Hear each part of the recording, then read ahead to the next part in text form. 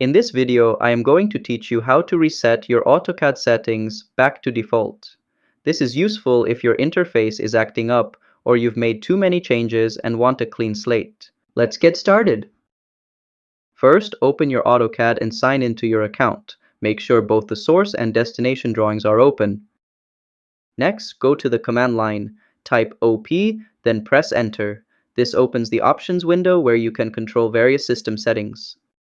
Then, navigate to the Profiles tab at the top of the Options window. This section manages all your workspace profiles. After that, click the Reset button to revert the selected profile to its original state. A prompt will appear to confirm the action. Finally, just click OK to complete the reset process. Your AutoCAD will now return to its default configuration.